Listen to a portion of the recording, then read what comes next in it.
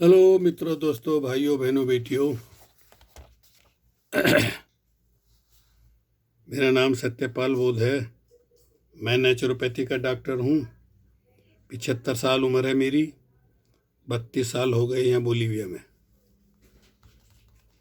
तो मेरा उद्देश्य रहता है वीडियो बनाने का कि लोगों को समझाया जाए, बताया जाए वो कैसे अपने शरीर स्वास्थ्य का ध्यान रखें। देखिए, आग, पानी, मिट्टी, हवा, ये चार महाभूत हैं। इनके गुण हैं, बन गए 8। उसी को तथागत बुद्ध ने नाम दिया अष्टकलाप। उसी से सब कुछ बना है। तो इनमें जल जो है, देखिए, उसका बहुत बड़ा महत्व है। आग, पानी, मिट्टी, हवा, 5वां तत्व आकाश। पर हमारे शरीर में जो है 4 हैं। आइए, जल, स्वच्छता और स्वास्थ्य, इसके बारे में बताते हैं आज आपको। जल हमारे लिए कितना आवश्यक है, इस विषय की चर्चा हम पहले भी कर चुका हूँ। बहुत वीडियो मैंने बना के भेजी है। चूंकि हम ऐसे देश में रहते हैं, भारत में, जहाँ की जलवायु वर्ष में लगभग 8 माह गर्म रहती है। देखिए, ऐसी स्थिति में शरीर में विभिन्न प्रकार के स्वेद, विकार आदि उत्पन्न हो जाना स्वाभाविक है। यही कारण है कि हमारे देश में लोग स्नान को बहुत महत्व देते हैं। इतना ही नहीं, छोटे बड़े, धनी निर्धन सभी प्रतिदिन स्नान करते हैं। गर्मियों में यह स्नान सुबह शाम किया जाता है, क्योंकि पसीने की दुर्गंध व्यक्ति को चैन से नहीं बैठने देती। स्वास्थ्य की दृष्टि से स्नान कितना महत्वपूर्ण है, यह बात आचार्य चंद्रशेखर शास्त्री के शब्दों में स्पष्ट हो जाती है। शरीर का आधा रोग आचमन तथा ताजे जल से स्नान द्वारा दूर हो जाता है। स्नान शरीर के रोमकूपों को खोल देता है, उनमें वायु प्रविष्ट होती है। यह वायु शरीर में प्रवाहित होने वाले रक्त का शोधन करती है, खून को साफ करती है। खून की यह स्वच्छता त्वचा को बल प्रदान करती है। यह बल हमें सारे दिन फुर्तीला बनाए रखता है। इस प्रकार स्नान प्रकृति का वरदान है। जहां तक हो सके सूर्य उदय से पूर्व स्नान करना चाहिए तथा ताजे जल से स्नान करना चाहिए। प्रकृति जाड़ों में गुनगुना तथा गर्मियों में ठंडा जल प्रदान करती है। यह जल त्वचा को बलशाली तथा प्रभावान बनाता है। यदि शरीर की त्वचा जाड़े के मौसम में ठंडा पानी सहन नहीं कर पाती हो तो पानी को गर्म करके स्नान किया जा सकता है।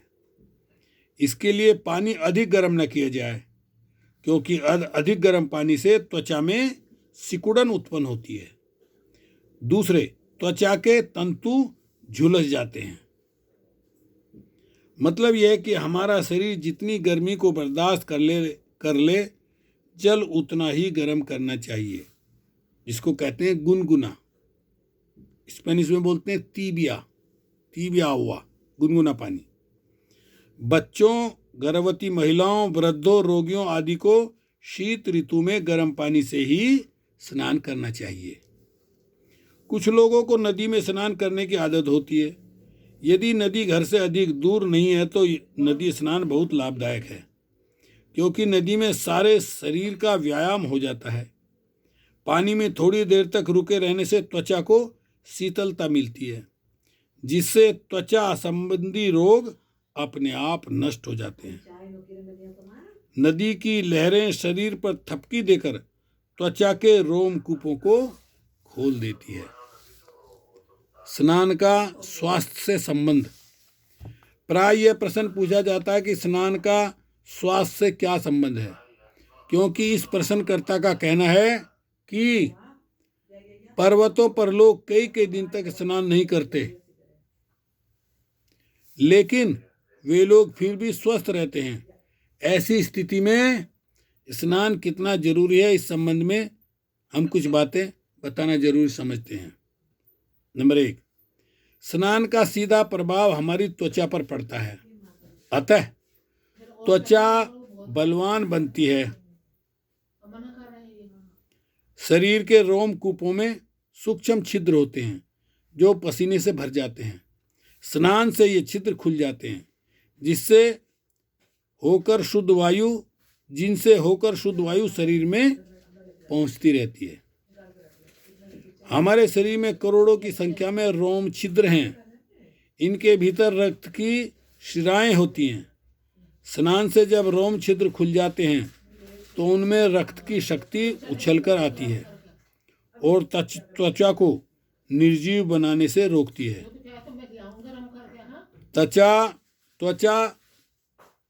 त्वचा बड़ी संवेदनशील होती है। इसकी संवेदनशीलता रक्त के प्रभावित होने से ही है। यह सब स्वच्छता के साथ स्नान पर ही निर्भर करता है। यदि त्वचा बलवती नहीं होगी तो वह सुन्न हो जाएगी। अतः स्नान बहुत जरूरी है। हमारे शरीर की त्वचा पर करोड़ों बाल होते हैं, परंतु इन बालों की जड़ें भीतर गुच्छे के रूप में होती है। इन जड़ों के साथ छोटी छोटी नलिकाओं का जाल बिछा होता है। ये नलिकाएं हमारे शरीर के बालों को शक्ति प्रदान करती हैं, जिनके कारण बाल सीधे निकलते हैं और त्वचा को हानि नहीं पहुंचती। यदि बालों को शक्ति तथा स्निग्धता न मिले तो ये त्वचा में फुंसियां उत्पन्न कर सकते हैं। त्वचा का रक्षा कवच। त्वचा हमारे शरीर की रक्षा का कवच है। इस त्वचा की परत के नीचे एक दूसरी परत होती है जो बहुत नरम होती है। ऊपर की त्वचा इसकी रक्षा करती है। हमारे शरीर के भीतर ताप परिसर भी त्वचा के कारण ही बना रहता है। त्वचा हमारे शरीर में इतनी गर्मी को हर समय सुरक्षित रखती है जितनी जीवित रहने के लिए आवश्यक है। त्वचा बाहरी सूर्य की गर्मी को भीतर अधिक मात्रा में नहीं जाने देती, जिससे त्वचा झुलसने नहीं पाती। भीतर तथा बाहर दोनों जगह गर्मी की समस्थिति बनी रहती है। त्वचा पसीने को सुखाती है, उसको भाप के रूप में उड़ाती है तथा बाहर के विकार को भीतर प्रविष्ट होने से रोकती है। पसीने में भीतर का विषैला विकार होता है जो पानी से धुल जाता है। इसी कारण स्नान जरूरी माना गया है। स्नान से ही शरीर का प्रत्येक अंग धुल जाता है। यदि त्वचा के रोम छिद्र बंद हो जाएं तो शरीर के भीतर वायु का जाना रुक जाएगा और मनुष्य या तो बेहोश हो जाएगा या उसकी मृत्यु हो जाएगी। एक बार भारत में हिंदू का त्योहार, एक आदमी ने अपने शरीर पर रोगन पोत करके शेर बन गया, खेलने लगा होली। खेलते खेलते थोड़ी देर के बाद देखा वो बेहोश हो गया। लोग परेशान हुए, क्या हो गया इसको। फौरन उसको डॉक्टर के पास लेके गए इमरजेंसी में कि देखो जी ठीक ठाक खेल रहा था, ये हो गया। देखा डॉक्टर ने, हाँ रोगन पेंट किया हुआ शरीर पे। कहा जाओ अभी 2 लीटर वो लाओ मिट्टी का तेल लाओ या डीजल लाओ, इस तरह या पेट्रोल लाओ, कुछ भी लाओ। लोग गए लाए और धीरे धीरे उसके शरीर से वो पेंट छुटाने के लिए कहा, शरीर पर लगाओ उसके। जैसे जैसे मिट्टी का तेल लगाते गए वो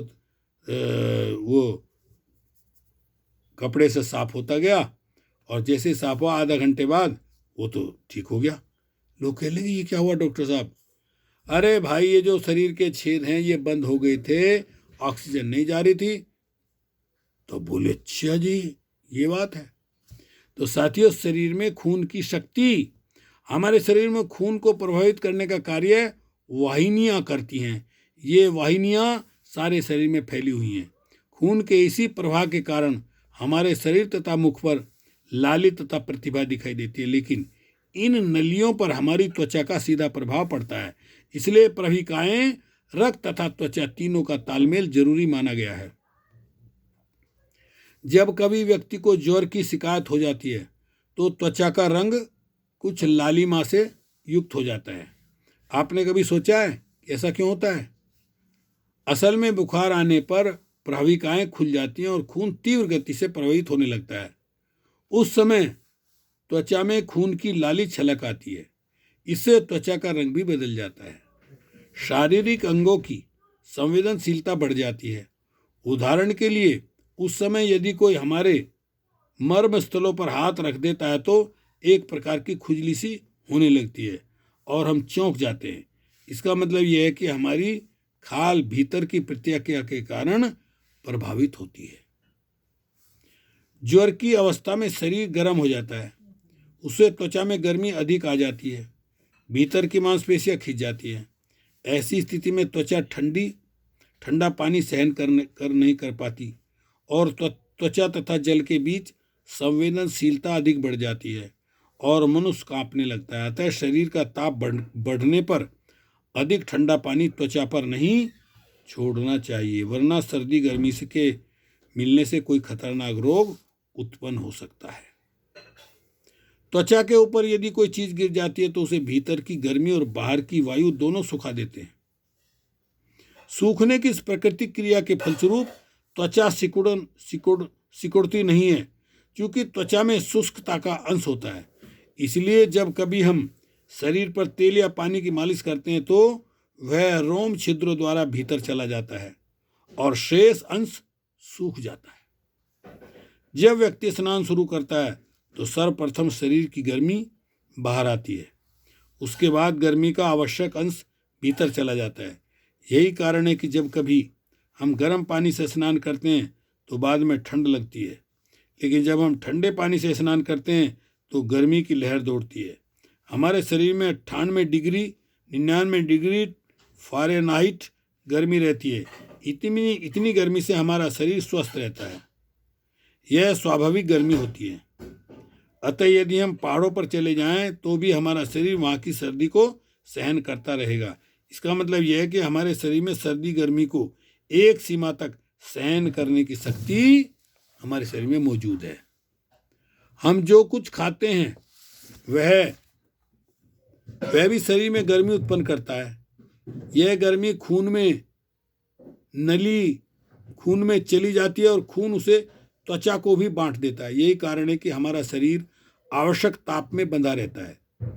यही सर्दी गर्मी यदि त्वचा की शक्ति के बाहर हो जाती है तो व्यक्ति या तो बीमार पड़ जाता है या फिर उसकी मृत्यु हो जाती है। अतः शारीरिक शक्ति से अधिक परिश्रम नहीं करना चाहिए। स्नान के प्रति सावधानियां देखिए। चलिए, लंबा हो जाएगा, अगली वीडियो में बताएंगे इसके आगे। ओके, शुक्रिया, धन्यवाद।